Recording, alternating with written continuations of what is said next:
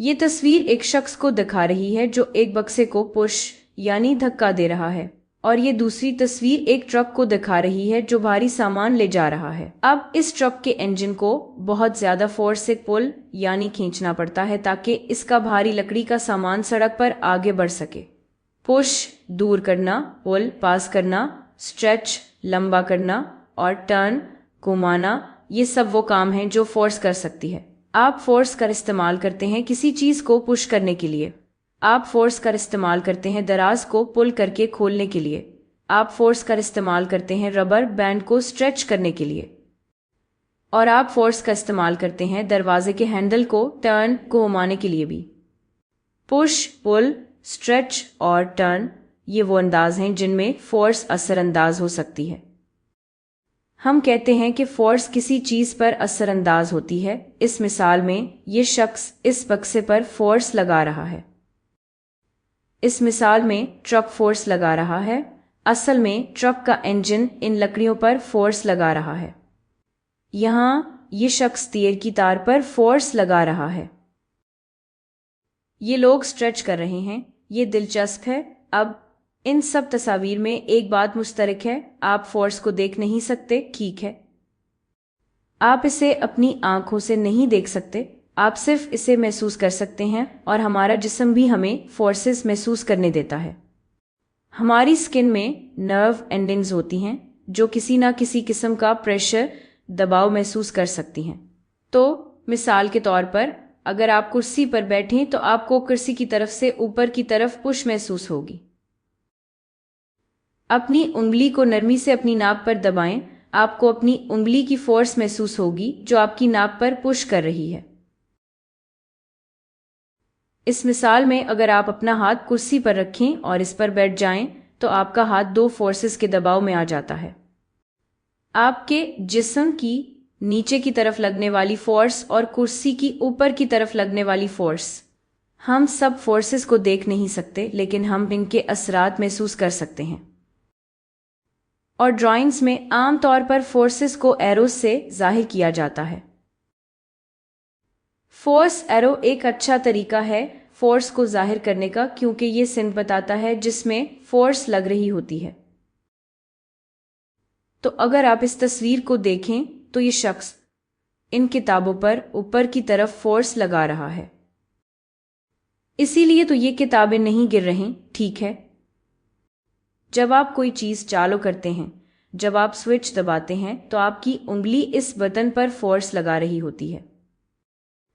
और अगर आप किसी चीज को पुश कर रहे हैं तो आप इस तरफ यानी बाएं तरफ फोर्स लगा रहे हैं, तो एरो ये दिखाता है।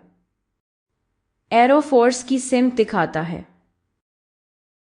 अब इन मिसालों में आप तसव्वुर कर सकते हैं कि फोर्स तब आती है जब किसी ना किसी किस्म का ताल्लुक या जिस्मानी राब्ता या एक चीज दूसरे को छू रही हो। इस मिसाल में ये इंसान किताबों को छू रहा है। इस मिसाल में ये इंसान गाड़ी को पुश कर रहा है। यहाँ ये गाड़ी को छू रहा है। तो यहाँ कोई ना कोई राब्ता हो रहा है, कोई ना कोई कांटेक्ट हो रहा है चीज और इंसान के दरमियान जो फोर्स लगा रहा है। ऐसा भी हो सकता है कि एक चीज दूसरी चीज पर फोर्स लगा रही हो, लेकिन हमेशा कोई ना कोई जिस्मानी राब्ता होता है, ठीक है। और इस तरह की फोर्सेस जहां दो चीजों के दरमियान जिस्मानी राब्ता, टच या कांटेक्ट हो, उन्हें कांटेक्ट फोर्सेस कहते हैं। अब हम पहले ही एक किस्म की कांटेक्ट फोर्स देख चुके हैं, और इस मिसाल में हमारे मसल्स चीजों पर फोर्स लगा रहे हैं, तो हम इसे मस्कुलर फोर्स कह सकते हैं। लेकिन एक और किस्म की कांटेक्ट फोर्स भी है, आइए देखते हैं। जब मैं इस डब्बे को इस मेज पर पुश करती हूँ, कुछ फोर्स लगाने के बाद आप देख सकते हैं कि डब्बा आहिस्ता हो जाता है और रुक जाता है।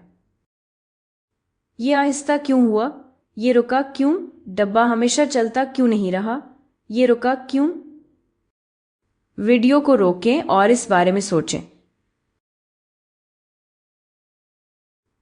अच्छा, पता ये चलता है कि एक फोर्स है जो तब आती है जब दो चीजें एक दूसरे के कांटेक्ट में हो या एक दूसरे को छू रही हों,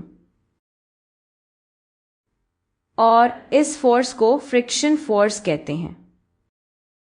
एक और मिसाल में, जब आप अपने हाथों को आपस में दबाते हैं, जब आप उन्हें आपस में मलते हैं, तो आपको फ्रिक्शन फोर्स महसूस होगी जो हर हाथ दूसरे पर लगा रहा है। जब आप अपने हाथों को आपस में मलते हैं तो वो गर्म हो जाते हैं। आपने फ्रिक्शन के हीटिंग इफेक्ट, गर्माइश को महसूस किया है जो सर्दियों में बहुत काम आती है। चलें वापस चलते हैं उस वक्त की तरफ जब मैं डब्बे को पुश कर रही थी। तो यहाँ मैं इसे दोबारा पुश करती हूँ। जब हम फ्रिक्शन फोर्स के बारे में सोचते हैं तो मैंने बाएं हाथ पर फोर्स लगाई थी, ठीक है, यानी मैंने मस्कुलर फोर्स वहीं लगाई थी। लेकिन फिर जब मैंने डब्बे को हाथ लगाना छोड़ दिया तो डब्बा आहिस्ता हो गया और रुक गया। तो लाजमी कोई और फोर्स थी जो डब्बे पर लगी और वो दाएं सिंक में थी, ठीक है, इसीलिए डब्बा रुक गया। अगर फोर्स भी इसी सिंक में होती तो डब्बा हमेशा चलता रहता। लेकिन ये फ्रिक्शन फोर्स जो डब्बे के नीचे वाले हिस्से और मेज के दरमियान मौजूद थी, वो फोर्स इस हरकत से उल्टी सिमत में लगी। और ये क्यों लगी? अच्छा, आइए थोड़ा गौर करते हैं। तो जब हम मेज की ऊपर वाली सतह और डब्बे के नीचे वाले हिस्से को जूम करके देखेंगे तो हमें ये नामवार सतह नजर आएंगी। हमें एक नामवार सतह मिलेगी, ये गड्ढे नजर आएंगे। और जब इस तरह कोई डब्बा मेज पर चल रहा हो जो खुद भी थोड़ा खुरदरा हो, तो आप सोच सकते हैं कि हरकत में कुछ रुकावट आएगी, ठीक है। डब्बा इतनी आसानी से मूव नहीं करेगा। अगर ये बहुत स्मूथ हमवार होता तो डब्बा काफ़ी ज़्यादा फासले तक चल सकता था, लेकिन आम तौर पर सतह काफ़ी खुरदरी होती हैं। और इसका नतीजा ये निकलता है कि अगर डब्बा 22 इंच की तरफ चल रहा हो तो चूंकि नामवार सतहें एक दूसरे के कांटेक्ट में हैं, इसे अपनी हरकत में रेसिस्टेंस, रुकावट महसूस होती है और इसी वजह से फ्रिक्शन फोर्स लगती है जो इस इंच के उलट होती है जिस तरफ डब्बा चल रहा था, और वो डब्बे को रोक देती है। तो ये भी कांटेक्ट फोर्स की एक और किस्म है, क्योंकि यहाँ डब्बे का नीचे वाला हिस्सा मेज की ऊपर वाली सतह के कांटेक्ट में है या इसे टच कर रहा है। लेकिन क्या ऐसा हो सकता है कि फोर्स हो जब दो चीजों के दरमियान कोई जिस्मानी राब्ता या कांटेक्ट या टच ना हो? क्या ऐसी कोई फोर्स हो सकती है? आइए देखते हैं। अच्छा, आप इस मिसाल के बारे में क्या कहेंगे?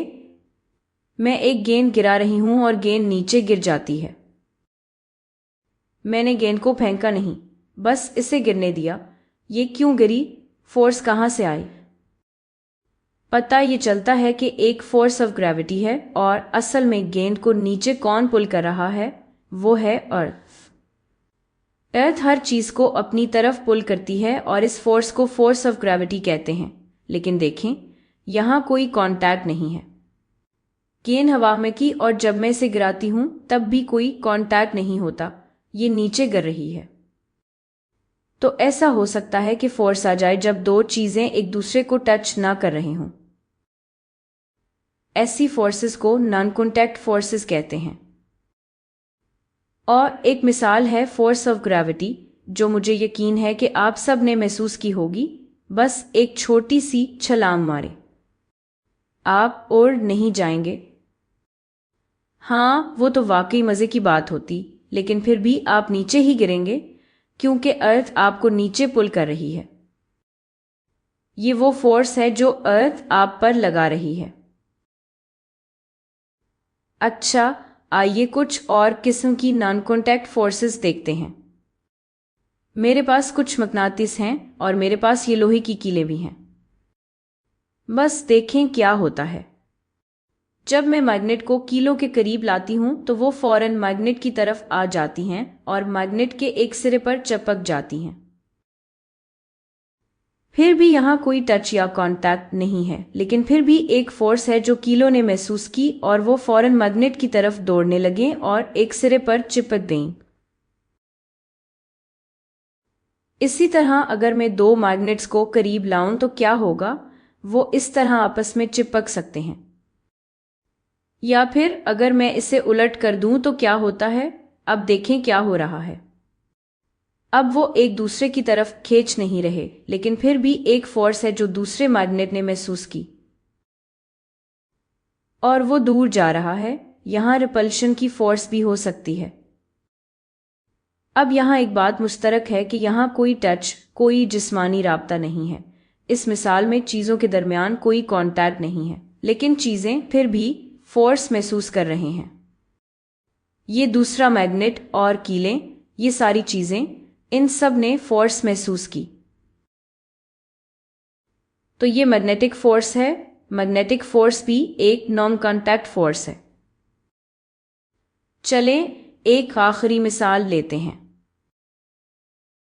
अगर मैं ये कागज़ के टुकड़े लूं और मेरे पास एक कंघी है और मैं कंघी को अपने बालों पर रगड़ूं, और अब जब मैं कंघी को कागज़ के टुकड़ों के करीब लाती हूं तो बस देखें क्या होता है।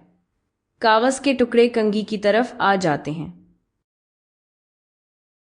यहाँ कंघी और कागज़ के टुकड़ों के दरमियान कोई कांटेक्ट नहीं था, लेकिन फिर भी कागज़ ने फोर्स महसूस की और वो कंघी की तरफ आ गया। इसे इलेक्ट्रोस्टैटिक फोर्स कहते हैं और ये भी नॉन कांटेक्ट फोर्स की एक किस्म है। तो इस वीडियो में हमने देखा कि फोर्स की दो किस्में हो सकती हैं। कांटेक्ट फोर्सेस होती हैं और नॉन कांटेक्ट फोर्सेस भी होती हैं, और इन दोनों ज़ुमरों के अंदर और भी कई मिसालें हैं। कांटेक्ट फोर्सेस में मस्कुलर फोर्स, फ्रिक्शन हो सकती है, और नॉन कांटेक्ट फोर्सेस में force of gravity, magnetic force और इलेक्ट्रोस्टैटिक फोर्स भी हो सकती है।